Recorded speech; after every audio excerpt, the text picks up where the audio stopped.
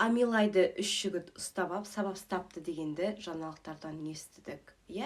Алдыңғы видеоларымда мен қазақтарда тіл мәселесі бар деп айтқан болатын. Сонымен қоса біздің менталитетімізде де үлкен проблемалар бар.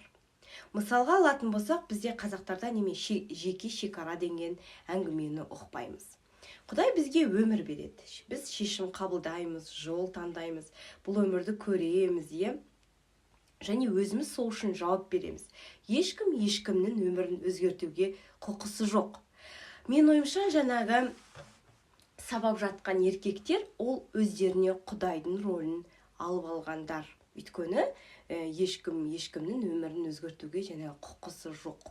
Біріншіден, гей болсын, трансгендер болсын, қандай да болсын, ол өзі біледі қалай өмір сүруге.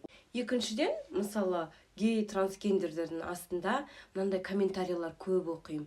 Ой, қазақтың жігіттері намыстарын қайда қарап жатырсыңдар деген көп оқимын.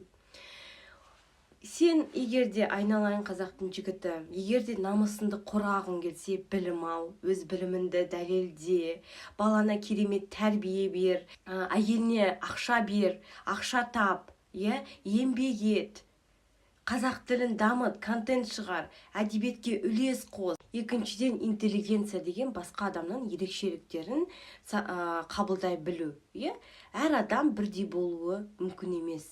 Әр адам сезімдерін басқа адамды, қандай адам ойы басқа болуы мүмкін, қабылдай білу керек. Сен оған ұқсап еліктеуін міндетті емес.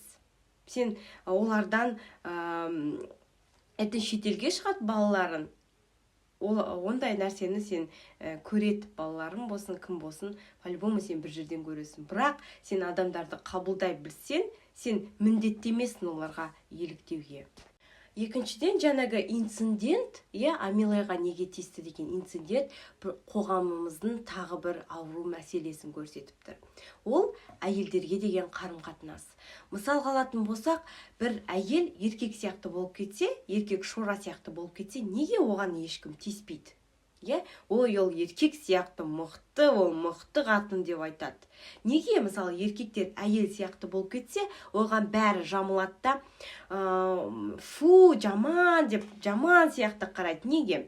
Себебі оларда мына түсінігінде әйел деген фу, әйел деген жаман, әйел деген төмен деген нәрсе установка бар да. Содан кейін олардың ызасы келеді, жыны келеді. Сабақсы келеді. Мен ойымша. Алысқа бармай қойын, және көп мысал келтірмей қойын. Осыдан бір 3-4 күн бұрын мен пойызда отырғанда бір ата әңгіме айтып отыр екен.